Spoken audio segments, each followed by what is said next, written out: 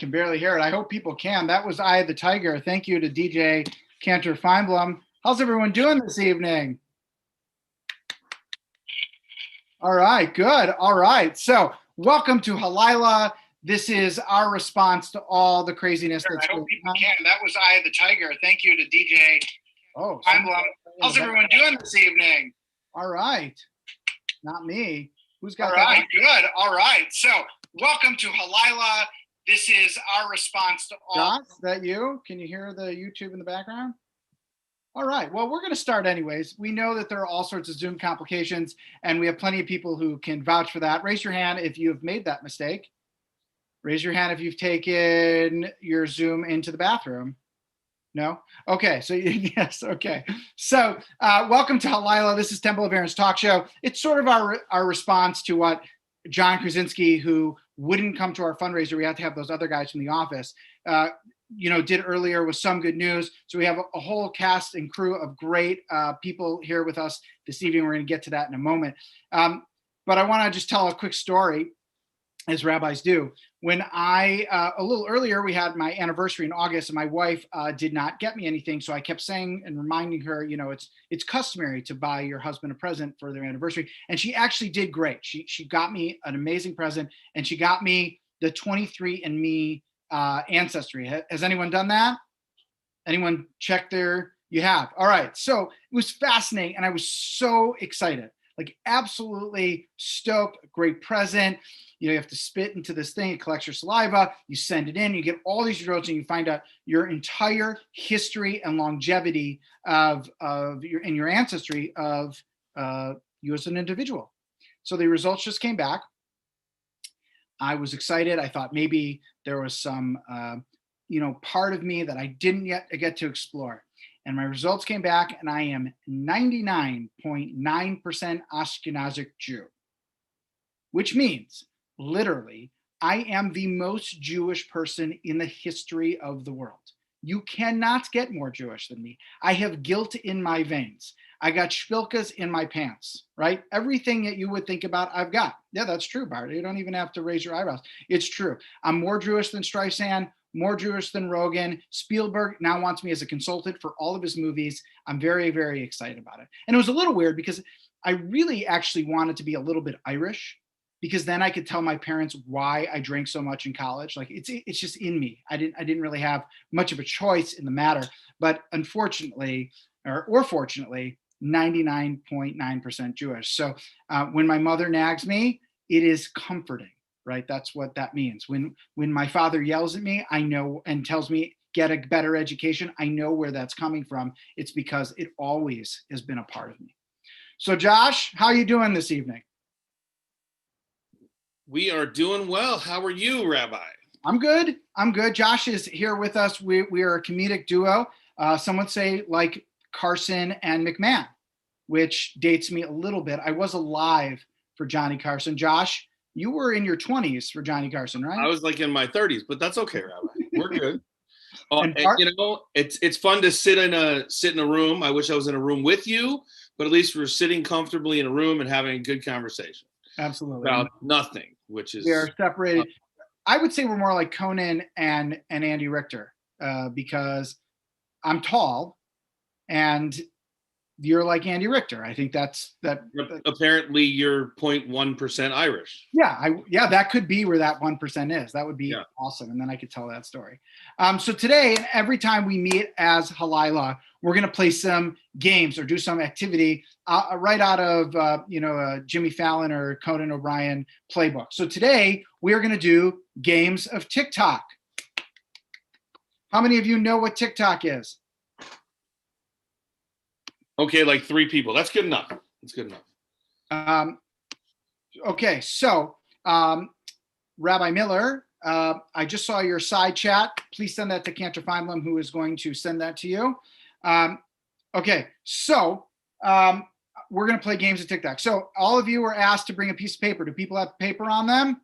All right, so you all can participate, those of you who are in the audience, but we're really going to test to see if Cantor Fineblum can figure out these. They're sort of like riddles, okay? So here's and I brought home an enormous whiteboard.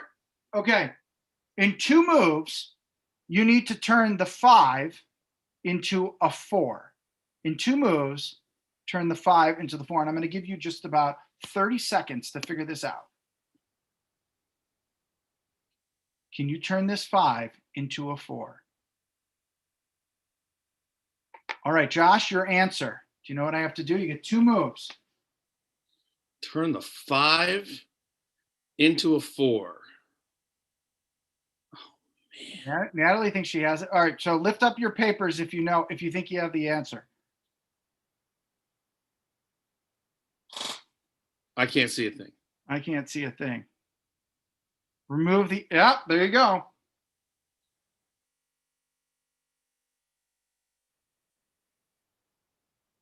Oh, nice. All right, there. That's 2 moves. That's 2 moves. So remove the F and the Remove 2 letters. All right.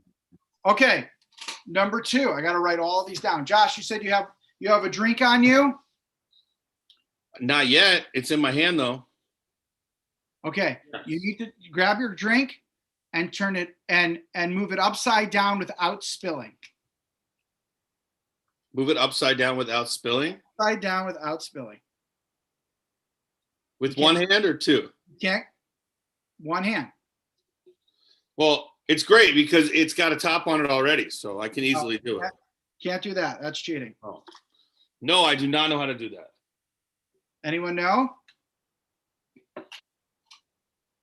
Howard, what are you doing? All right. Little marketing tool there. Up, side, down. Oh, that's terrible. All right. These are all found on. Okay. So now the word starts with T, ends with T, and has T in the middle. Starts with T, ends in T, and has a T in the middle. Titan. That is a good word, but that is not what we're looking for. It starts with T. And it doesn't. Oh, sorry. Ends with N. Starts with a T, ends with a T, and has a T in the middle. Ends with a T. Natalie, use your put it up to the. If you have the answer, you can put it up to the screen. Nope, that's 3 different words. Okay, ready?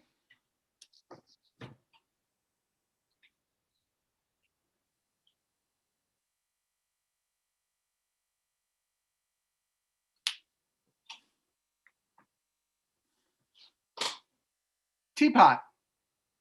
Is that the only word? I think so. And it doesn't have the T is in the middle, the T-E-A. That's the I get it.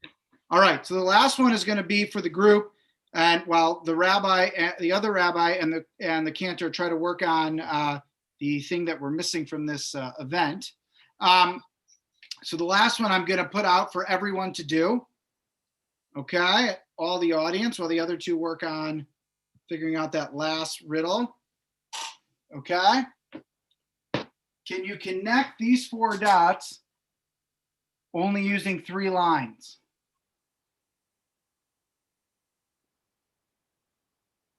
Connect these 3 dots only using 3 lines.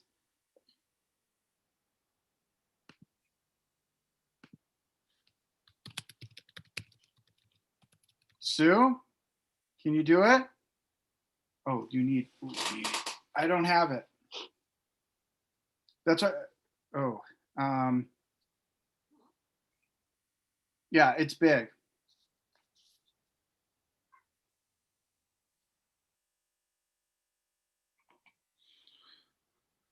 Susan, how do you do it? Across, up, and down to the other side. Like this? Like this? It goes over. It goes from one corner to the top corner and then down and then back up? Mike, I'm saying what you have. You weren't. Okay. So we're just going to. Okay. So yeah, it goes long. Basically like that and like that. And connect all 3 of them. All right. So those are games of TikTok. And we are going to move to the next thing. And I sent the rabbis something. Please do your best to figure that out if you can. But we're going to start with our first guest this evening, who is, we're excited to have him. Adam Lehman is the president and CEO of International. Hillel was named president in 2020, which was not the year to start, but he's doing a great job, I'm sure.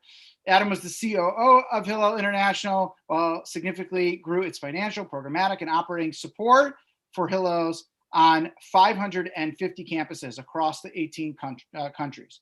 Adam previously served as president and chief operating officer of the venture-backed software and data analysis company Lodum. Is that right? Adam, you can unmute yourself. You can't. There. I asked you to unmute. There you go. And Lodum Solutions in the same role in crowdsource creative. This is a really long bio. Yeah, I'd skip all that stuff. I worked on some startups, is basically. All right, including America Online. And Adam is, most importantly, the CEO of Hillel International. Adam, how are you? Doing great. Really happy to be with you tonight. Yeah, well, thanks for being here, and thanks for being our first guest as we're working on some technical difficulties. So I'm going to ask the big question, especially since it's 2020, you couldn't foresee what was happening, but what led you to want to take this role? Well, I saw a pandemic coming down the road, and I said, where could I have the biggest impact in managing a pandemic? And this was basically it. Okay, that's not really it. Honestly, it's a tremendous opportunity. It's a big honor as well. I really do strongly believe that Hillel as an organization just has this unique opportunity to really shape and impact the Jewish future by working with the 140,000 students that we get to interact with every year. And so for me, the privilege of being able to support amazing colleagues like Benji Kaplan at Minnesota Hillel and many others around our system is just it's a treat. It's a real privilege for me. So, okay, well, you mentioned Minnesota Hillel, where there's a lot of pride out here for Minnesota Hillel. And we talked about a little bit earlier, this new building that's really incredible and really going to shape the way students interact. So what are some of those pieces to Hillel life that are so crucial to being in person? Like, obviously everyone's redoing their model for this year, but do those buildings play such a big role in on campus life? They really do. We are countercultural as an organization in that we still believe in-person relationship building and community building. And as you said, I mean, we've adopted like crazy this year. Check out Hillel at Home, which is our online digital portal, or Higher Holidays, where we've hosted holiday programming. But that's just a piece of the puzzle. So much of Jewish student life happens on campus and happens in person, and having an environment that's welcoming, that's inclusive, that is relevant for students because it provides opportunities to live their lives as students, but do it as part of a Jewish community.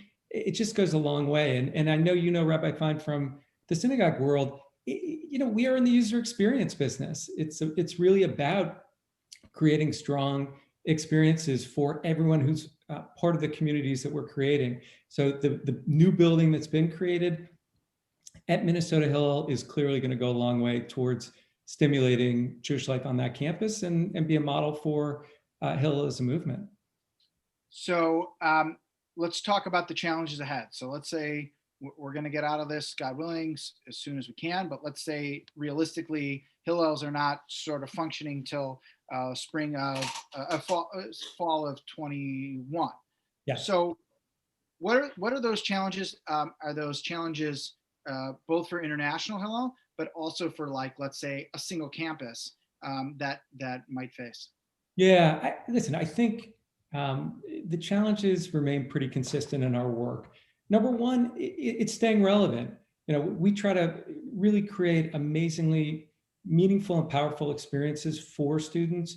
Everything from core Jewish life experiences to Israel engagement opportunities, to learning opportunities, to leadership development opportunities. But at the end of the day, all of that has to happen in a way that meets the needs of students. And it's a different generation right now. Generation Z, we consider ourselves the experts when it comes to understanding this generation. So challenge number one is just staying fresh in terms of how we create experiences and empower students so they can create experiences and lead experiences themselves. Number two, we are always going to, like all Jewish institutions, face the financial challenges of making sure we have the resources to do the work. There are a lot of great organizations out there. We certainly like to think of ourselves as important in terms of paving the way for the Jewish future.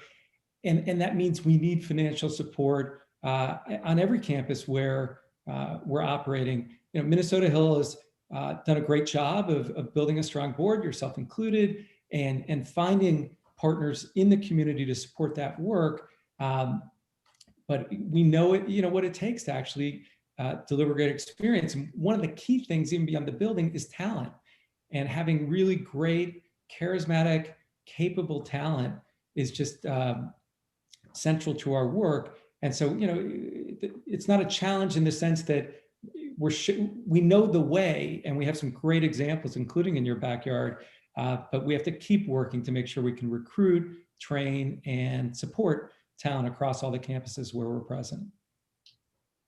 So I want to talk a little bit about Jukebox. Is that the name of your Jewish? So Jewish a cappella is so big, right? And when I was at JTS, they had this, all these Jewish a cappella groups would come and perform. Rabbi Miller is also nodding his head. So either he attended or I don't believe he was in an a cappella group. No. Okay. So did you get to do anything cool like that? How much of that life is exactly like Pitch Perfect? Yeah, I feel like I'm living the Pitch Perfect dream. I mean, by day, Hillel, CEO, by night, Pitch Perfect dream. It's a tremendous amount of fun for me. I'm in this group. It's with 4 other adults. We're way too old to be doing this, but we love it. It's a great way to actually connect to our own Jewish experience. A lot of our arrangements are based on Jewish liturgy or other Jewish themes, but then we arrange them to more contemporary songs and music. We have the requisite beatboxer who's like 25 years younger than everyone else in the group, because none of us would know how to beatbox. And in terms of highlights, I mean, we've done a lot. We do the bar bat mitzvahs and weddings and things like that, but we've also performed at the Verizon Center in front of a really large group, and performed at Nats Park, performed at some other major sports venues. So we get to live our little fantasy life as part of Jukebox. Okay, fair enough. So what about best spot on campus? Have you been to one campus yet? Obviously your travel time going to campuses was small, but maybe in your other roles that you were like, this campus has this really cool, unique place to be Jewish, or that people don't think of. Like, obviously Maryland has a big Hillel and the Craft Center is incredible, but is there a nook and cranny that you can tell people that's like a gem? Yeah, boy, I get in trouble with all my colleagues when I pick favorites. So I love all the Hillels. They are all fantastic. Some of the surprising places where Jewish student life is like thriving and busting out of its seams are University of Central Florida, with nearly 7,000 Jewish students. UCF is a university many people had either never heard of or never been to, until a few years ago. And then there are so many small gems. I love the Franklin and Marshall Hillel, in Lancaster. A lot of the other great Hillels that are really a lot of fun to hang out at are in some of the more known, really large Jewish student population campuses like Tulane Hillel. I've got a daughter at Tulane, fantastic. I've got a daughter not so far from you guys, and not so close either, I guess, but at WashU in St. Louis, also terrific. So I mean, it's a great problem to have that, there are just a lot of great campuses at this moment for supporting Jewish student life. Okay, so I told you this earlier. I gave you a warning that we're going to do about 60 seconds. I'm going to ask you 10 rapid fire questions that you got to either answer or their choice A or B. Okay. I'm ready. All right. Best college sport. Football. Okay. Favorite ice cream flavor. Mint chocolate chip. Passover or Hanukkah. Passover. Pesach all the way. Must read Jewish book. Ooh, the new Jewish canon. I just got it. Who's the author? It's edited by Yudah Kurtzer and Claire Sufrin. Claire Sufrin. You know that her brother was one of my best friends growing up. Ooh, So I know the whole Sufrin family, or nice. Sufrin if you're one of their cousins. Your AOL screen name. Adam L. Miller, right? You could have done better than that. Okay. Wash U or Tulane? Oh, come on. Total tie. Total tie. I did my research. I told you, Harvard or Dartmouth? Oh, wow. I'm going to go Harvard. More interesting being in Boston. Love Dartmouth too, though. Your favorite vacation spot? Ooh, Chautauqua Institution in Western New York. Really cool place if you haven't been there. Okay. Blue or black suit? I've shifted. I'm going blue. Okay. And favorite Jewish food? Ooh, I'm going to go classic. I'll go matzo ball soup. Matzo ball soup. So I also want to mention that today is Giving Tuesday. So Jewish organizations and other organizations, not just Jewish, are asking people to donate today. Hillel International is no different, and your local Hillels. Adam, because you came on and were such a great guest, you're going to get $100 from me, and I want to make sure that everyone else helps out. Hillel is a big part of my life. It shaped a lot of who I am, and most of my money goes to either Illinois Hillel or the Gophers, but you came on today, so we'll help you guys out, and I appreciate all the work you're doing. I really appreciate Rabbi Fine having the chance to be a part of this. Send 100, split it, and send it to Illinois and to Minnesota. We're all about supporting local Hillels. So, and for anyone else who's got an attachment to a Hillel wherever you are, we really appreciate the support. Great program. Love the 60-second hit. And I think I got it done, right? You did great. It was the best first interview we've had. So thank you, Adam. Our guest has arrived. So Chloe, you're going to be on third as originally planned. Okay. Lee! All right, hold on. He's muted. Lee, you're muted. Hold on. I have been sitting in the waiting room for 35 minutes. There's 2 messages on your answering machine. I had the wrong link. Thank you. No, that's our fault. We double linked it because Jews have to make it complicated. That is one of our missions in life. And God bless us. We're a proud tribe, my friend.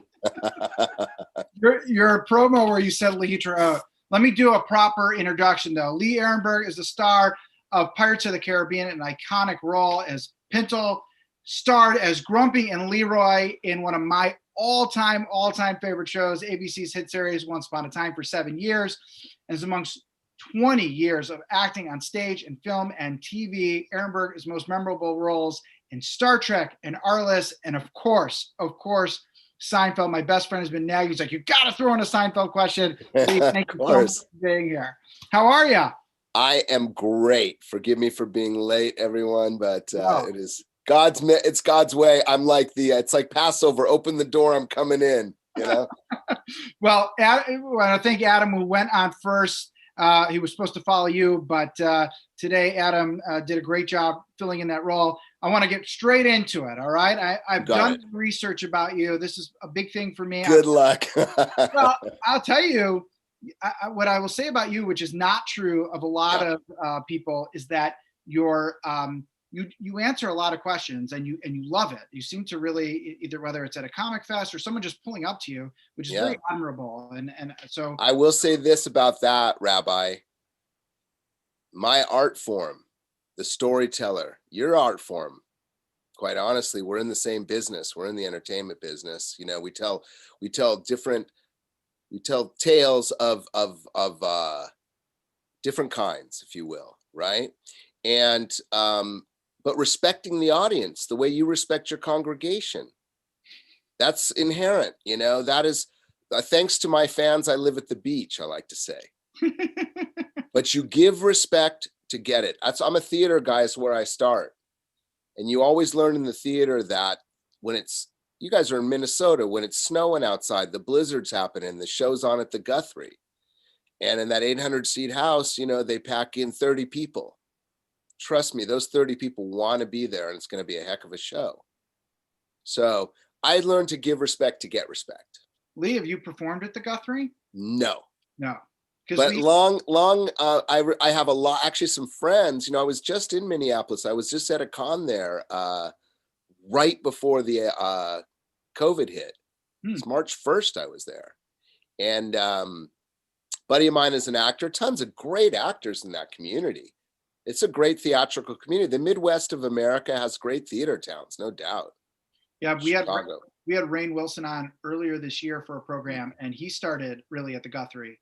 And was praising it, which of course, I mean, everyone here knows. We actually don't like that people know so much about, we don't want them to pull the talent away. The Guthrie's such an amazing, but you actually started, and I read this, and I believe this is true, that the first thing you ever wrote, you co-wrote when you were much younger, with Emilio Estevez, and it was directed by Sean Penn. I went to Santa Monica High School. So my classmates were all the Malibu movie star kids. You know, and that's where I met Emilio, and I met Sean through Emilio. Robert Downey Jr. is a couple years younger than me. We were in theater together. These are Santa Monica kids. Rob Lowe. It was like, remember the movie Fast Times at Ridgemont High? I lived it. I did too, Rabbi. Right? I did not. I went to Orthodox Jewish school. I did not. I went to first I was at a Reconstructionist show. Oh. Like, right. So early Hebrew school, and I was bar mitzvahed there. And then I was confirmed in Santa Monica at a Reform temple. So Beth Shalom, famous for Stephen Miller now. A different type of actor. Well, for sure. I mean, everyone's an actor, right? Just not everyone can act. So what was that show like that you guys put on? I mean, I didn't read anything about it. It was about Vietnam. We were real into Vietnam back then, and especially Vietnam movie because of Martin Sheen, Emilio's dad. We were all blown away by Apocalypse Now, you know. And I always aspired to be in film and TV, but theater was kind of my way in. And it was also how I kind of understood, like we talked about, the relationship of actor to audience. And also, you know, to always be humble. I think, you know, humility for actors don't really go together, but that's only really in the last 100 years. Because prior to the film, the invent of the movies, it was no actors or dogs allowed for 1,000 years. Because we told the stories and we were in competition, me and you. Right. I mean, originally the church, right?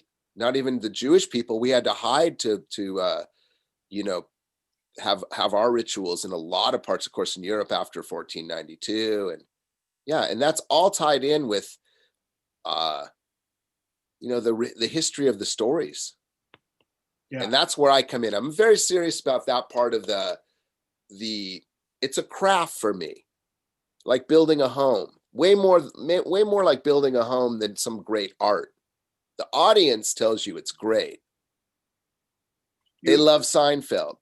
They love Pirates. They love this stuff, right? They make it. It's that experience that you share. That's the nachas.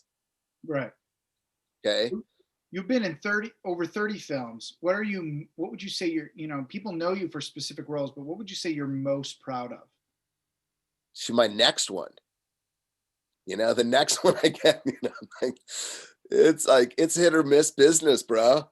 Man, I'm proud of living my dream of being a kid.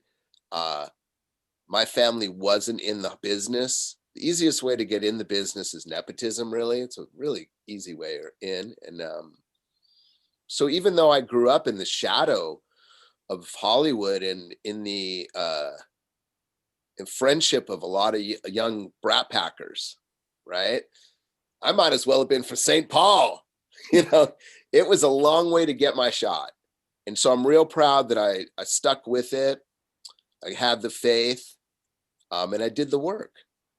But I love being in Pirates and Seinfeld and different phases through my career, because that's an old bio. So I started professionally, 1986. And, early success would be getting a great TV gig or, a indie movie, or I was always doing theater. So Seinfeld was my first I got a standing ovation at the dog park in 1992. The first time people were like, "Oh man, you're great." And you started to feel like what it's like to get the tiny taste of, the accolades of being on TV kind of stuff. So I've watched a bunch of interviews that you've done in the past, and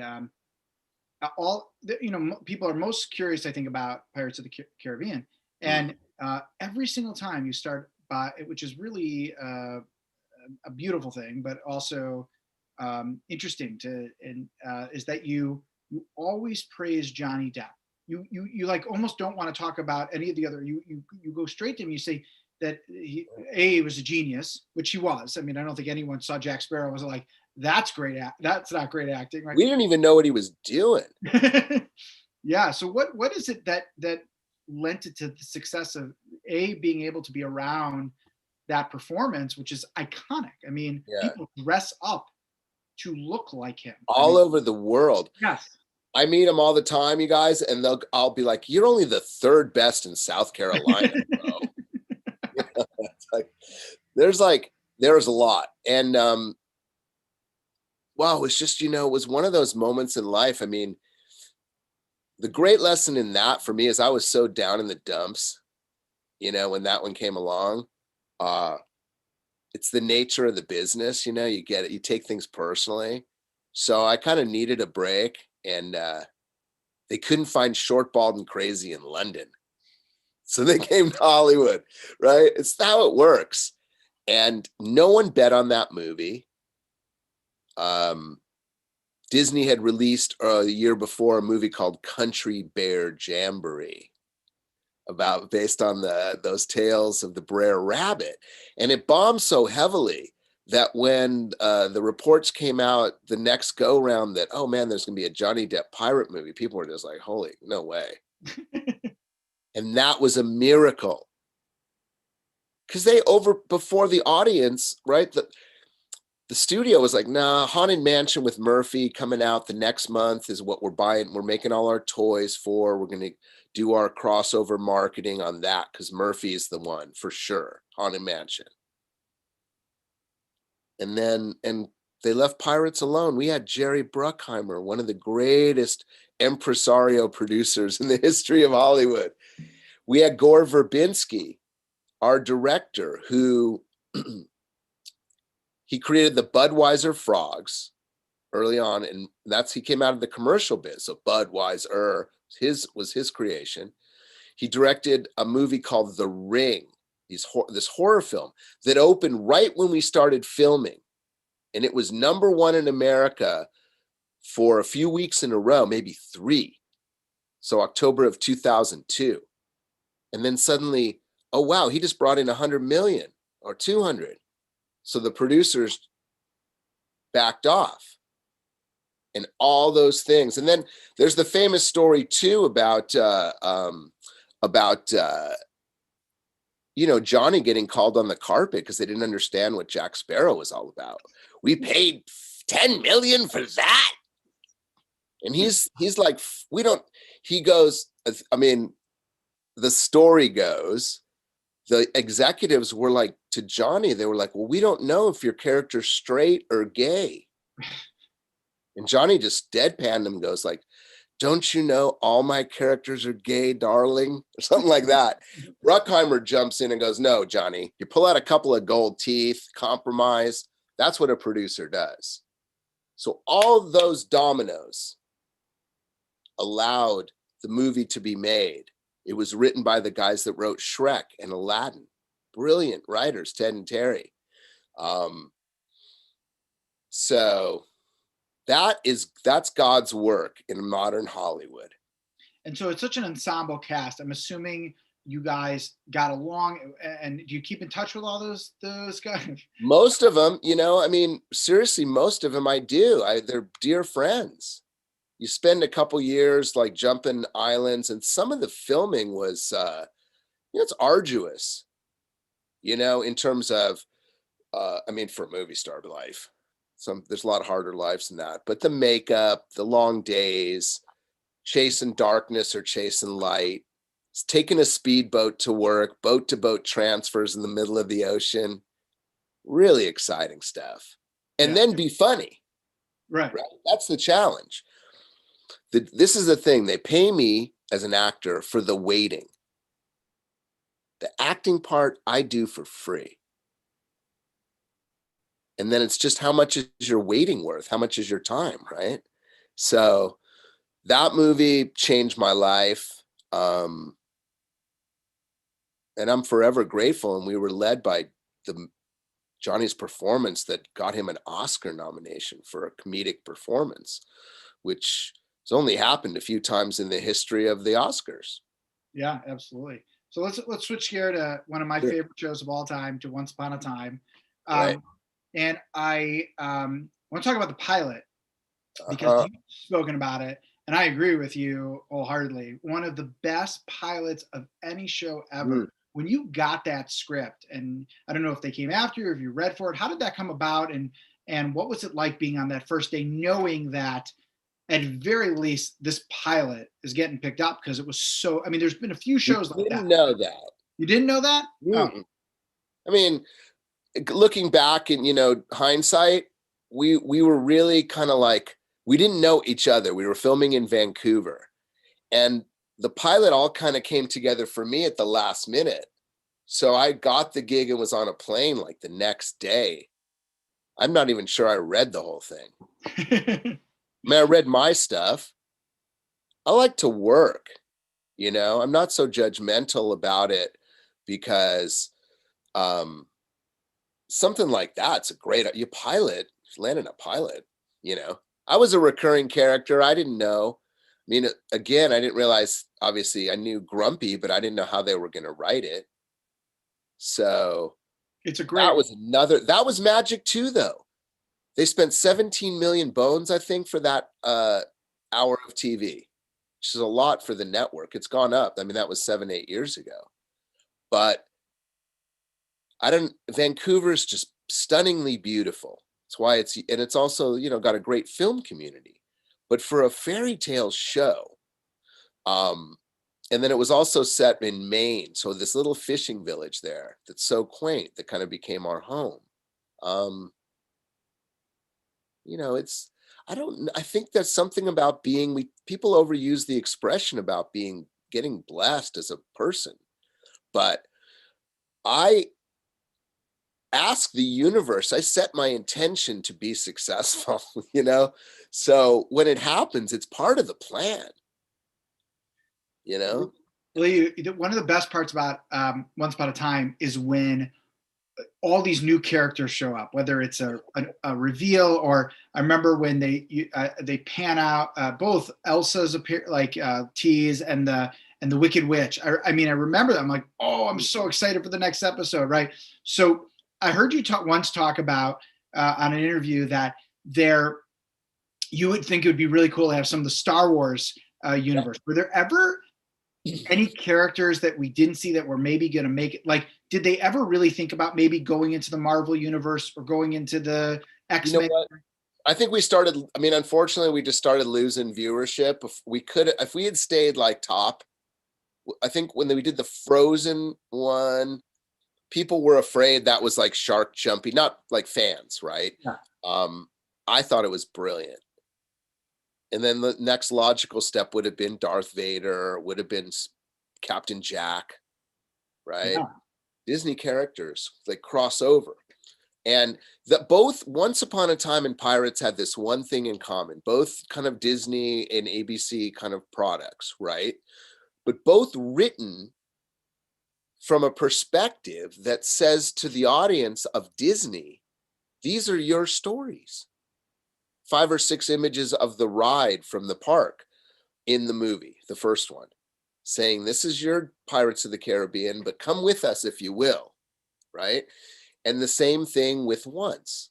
The base things that we know about Snow White or Cinderella were all true. We never changed that. We just changed that Red Riding Hood, she was the wolf. Yeah. So, and it's brilliant writing. Honestly, Jeremy, when TV is about writing. So when we get to Seinfeld, we'll talk about how great that was it was like the Sid Caesar show of shows, having that stable of writers. The guys that did Seinfeld were of that level. Okay.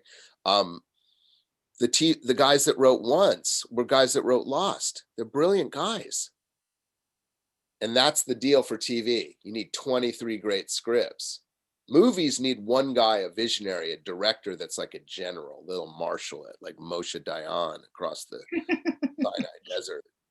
Little tank battle. For reals. Yeah. And the stage is where the actor takes over. I mean, you and I are on stage right now. There's no safety net. And, here we go. We're doing a great job. So you're right. So knowing who's in charge is always good in the medium.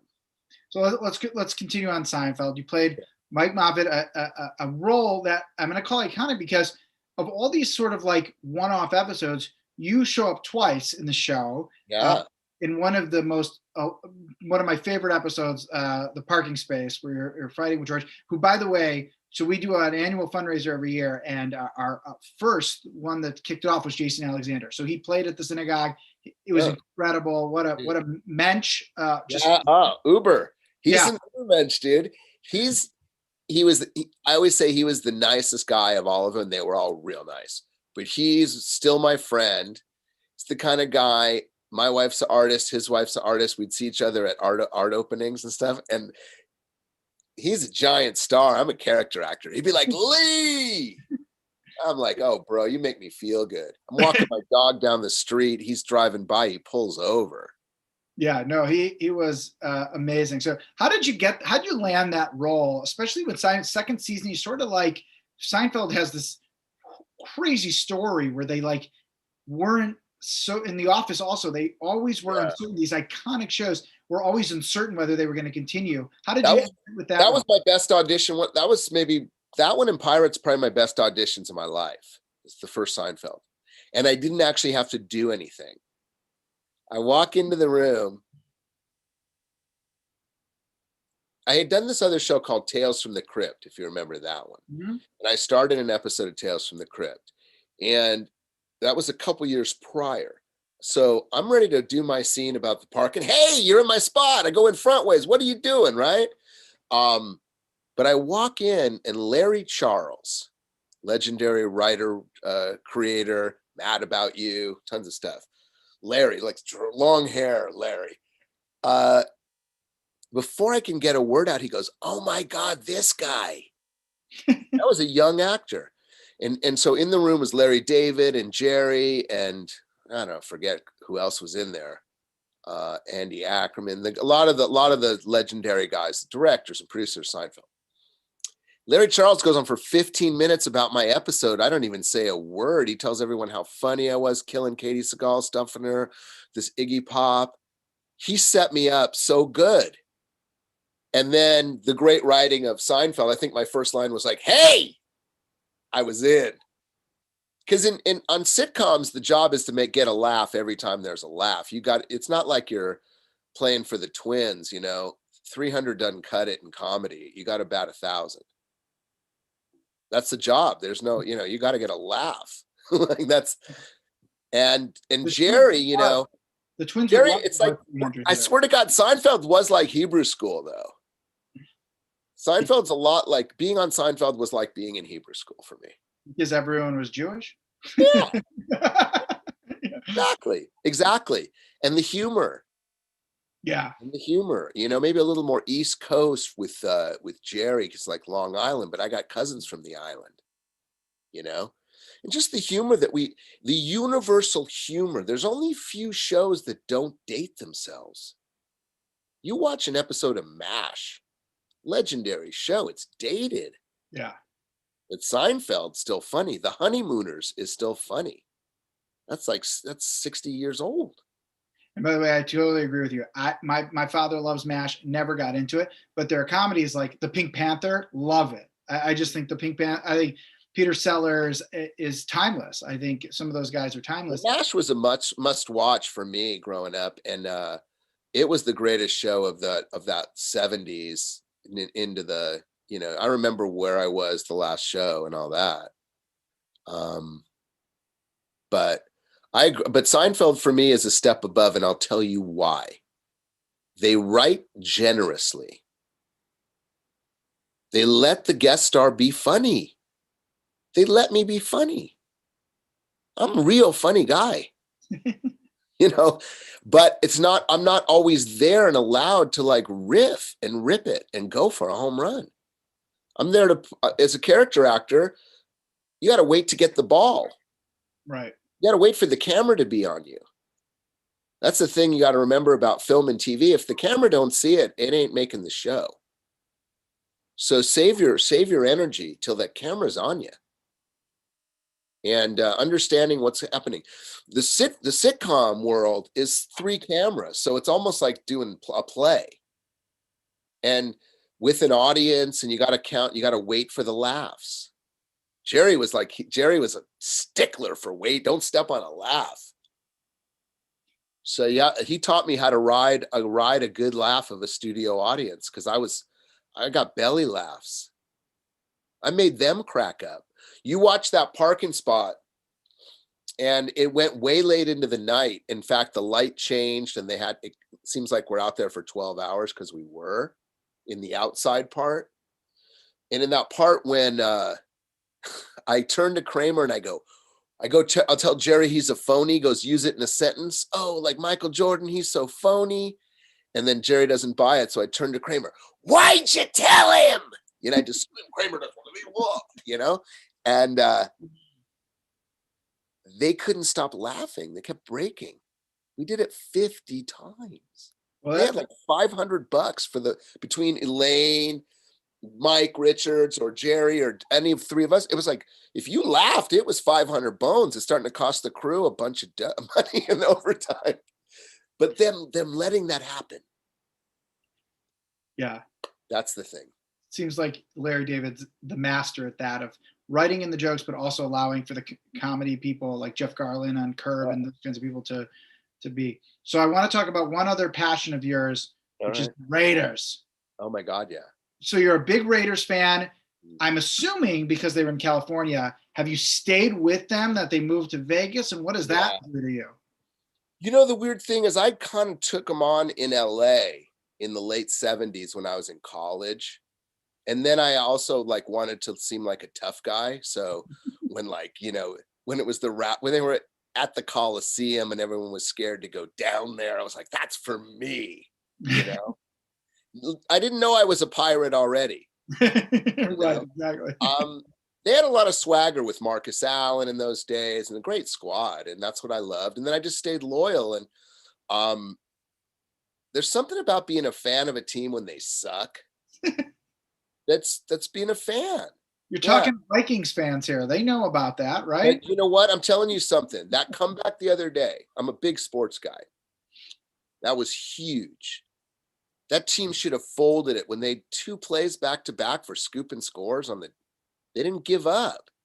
Now they're first out of the playoffs. They're making the playoffs, you guys. I think the Vikes, as long as Dalvin Cook's not banged up, I don't know, they carried him off the field. Not good for my fantasy team.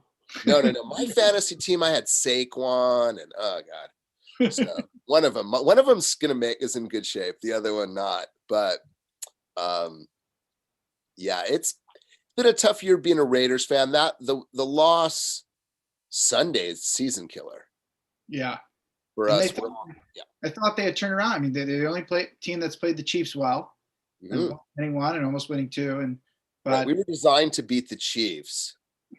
Kind of like if you look at what we try to do, we try to like Ruggs against like we're trying to match their spots, right? We have a great tight end, but our defense doesn't play intelligently and we can't sack the quarterback. So that's going to put too much pressure when we play, and then Atlanta, they choked away so many games.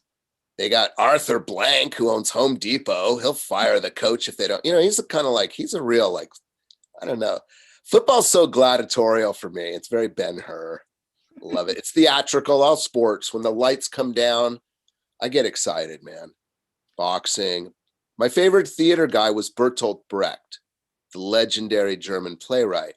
And he always would say that I prefer my audience like a man at a boxing match smoking a cigarette. He didn't want his audience getting emotionally attached to the characters. So when you watch Mother Courage or some of his great shows, Threepenny Opera, there's a distance between the character and the audience. Now in our world, my job is to suck you all in. Hyper realism of the modern kind of TV.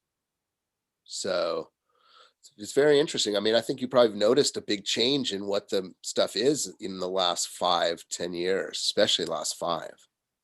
Yeah, absolutely. Yeah. Well, Lee, thank you, my friend. Of course. We're going to have Chloe is going to come on, if you, who I'm going to introduce in a moment, but it's been so great having you. And yeah, we can round up. We're doing. Thank you very much, everybody. I will take my leave. Chloe, have a great show. Break a leg. Thank you so much, Rabbi. Thank you, Lee. Let's do it again. Best of. Looking for a good synagogue in Minnesota. Where your hookup? Yeah, I believe it. Next time I'm out there, I'll look you up, brother. I'll come for a service, a little Havdalah or something, Love it. All right, sounds good. All right, all the best, everyone. Have a great, happy Hanukkah, healthy New Year. Stay safe and sane from the Corona bug. Lots of love. Lots of love. Thanks, Lee. Thanks, everybody. Josh, that was great, huh? Yeah, that was great. He didn't say my favorite line, unfortunately, but that was pretty good. That was pretty good. No, it's so many great roles and so memorable. And speaking of memorable, we're about to introduce someone who's been with us before, but last time was live in person for one of our Purim celebrations. And then I emailed her about a year later, and she had already moved out to New York to be someone of importance, I think, more than Minnesota could do for her in comedy. So originally from Minnesota, Chloe Radcliffe is a New York-based comic and a writer for The Tonight Show with Jimmy Fallon, which people I'm sure know. She was named a TBS comic to watch at the New York Comedy Festival and has been on Epics and was selected NBC's 2019 Late Night Writers Workshop.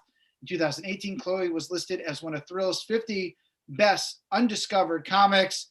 Chloe Radcliffe, everybody! Woo! Hello, what's up? Hi, everybody. It's very funny to follow Lee saying a comedian has to bat 1,000. You got to get a laugh every time. I'm like, oh shit. Okay. Well, you guys better laugh. turn those mics on. Yeah. I'm very happy to be here. Well, I'm here in my bedroom in New York, but I'm happy to be on the Zoom with everybody. Stand-up has been weird in COVID times, because we're doing like park shows and everything. I'm used to yelling at strangers inside, and now I'm yelling at strangers outside. Now I'm just yelling at strangers in parks and on rooftops, and I guess it's very New York. For those of you who don't know, it's a birthmark. That's what it is.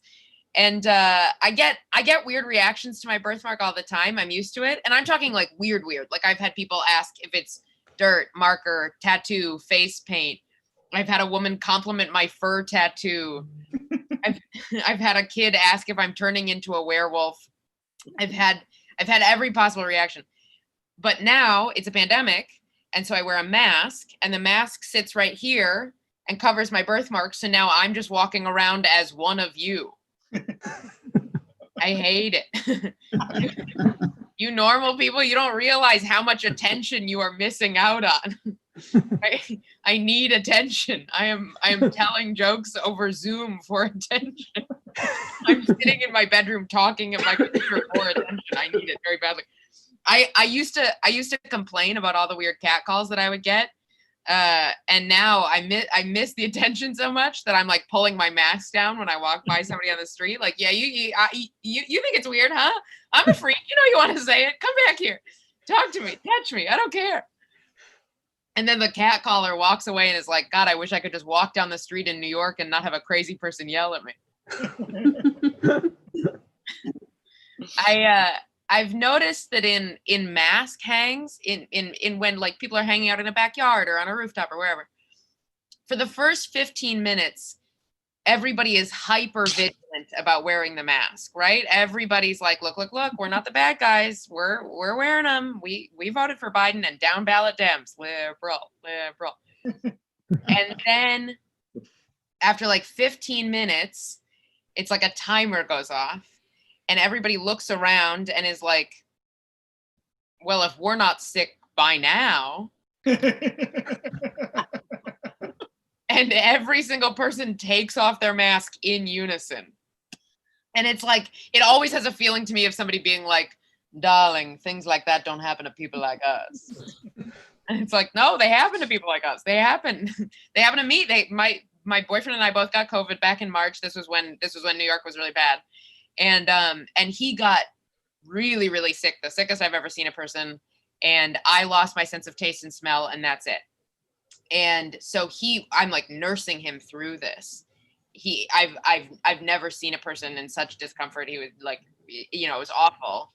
And at one point he grabbed my shoulder and he said, I hope you never have to feel this.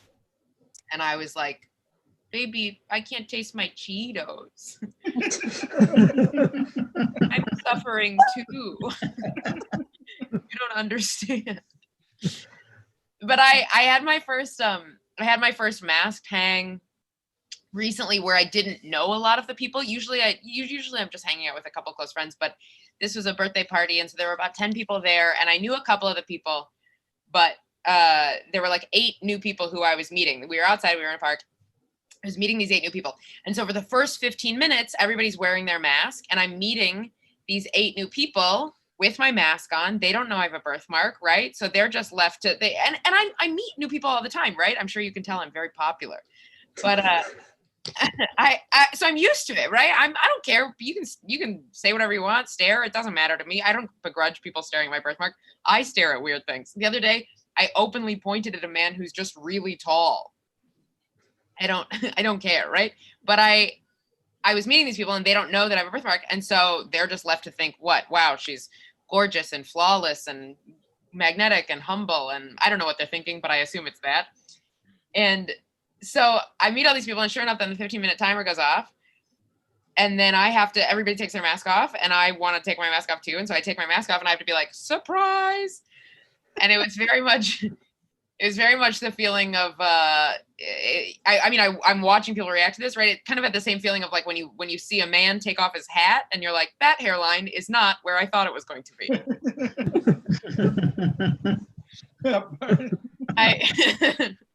Well, Bart, you're not fooling anybody. I don't know him. Okay. I've been trying to stay. I haven't seen my dad in a year. He's out of all of my family members, he's the one who I'm the most worried about and who's the highest risk. And so I haven't seen him. We talk all the time, but he's an old dad, and I love my old dad, but I do feel like buying presents for an old dad. This is now we've changed topics. We're not talking about COVID anymore. But buying presents, right? It's holiday season. Buying presents for an old dad is just buying presents for myself on layaway. Right? And I should be clear, I'm not hoping my dad dies, but I am like, which power drill am I going to want? I'm at Target and I'm like, do you think this Bluetooth speaker will last longer than this man? And I'm an only child, so I'm going to get everything. So I've decided that from here on out, I'm only going to buy my parents presents that appreciate in value over time. Right? I'm going to get them nice wine and be like, you can't open that. I think I can like churn out family heirlooms with this though. I think I've got a strategy. I get my mom a necklace. She dies. I wear the necklace. Somebody says, what a beautiful necklace. And I say, thank you so much. It was my mother's. I bought it for her at Kohl's. Rabbi Fine, I think we're at the time. I can certainly do one more. That could be it. How about one more joke, Chloe? All right, one more. We'll do. All right, since we're on the parents topic, I'm very close with my mom. So I grew up with just my mom. I'm close with my dad too, but it was just me and her growing up, only child, single mom, and so we're very, very close. And recently she told me, this is we're really ending on a parents' death segment, but hey, happy Hanukkah. My mom recently told me, she said, Chloe, I want you to know that when I die, you won't be alone. You'll feel my presence. I'll send you messages. My mom is preparing to haunt me. I think my mom is excited to be a ghost because she's going to get to spend more time with me. She'll get to see me more often. I asked her what she's going to do. How am I going to feel her presence? And she said, well, maybe at an important moment, I'll do something like knock a picture off the wall or tip a plant over.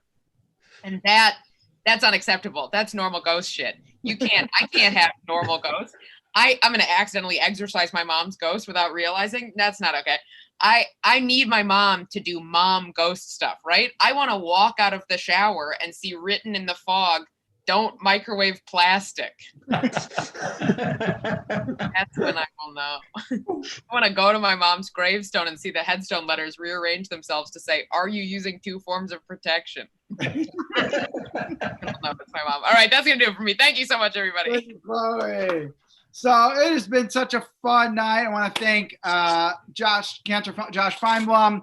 I want to thank Rabbi Miller also for helping us with our technical difficulty. I want to thank everyone for being here. A special thank you to Adam Lehman over at International Hillel. I think we got a few more hours of Given Tuesday, so go up your local Hillel. Thank you to Chloe for the comedy and the laughs. We appreciate it so much. And to Lee Arenberg, who was such a great guest this evening. Next week, at 8 p.m. Central, back on the Temple of Aaron YouTube, we will have Jackie Tone from the great Netflix show Glow. We're going to have the CEO of the JNF, Russell Robinson, and a guest that our community knows very well, comedian Jeffrey Baldinger out in LA. So it's going to be a great show, and we hope that everyone will watch it. Thanks again, everyone, and Lila Tov.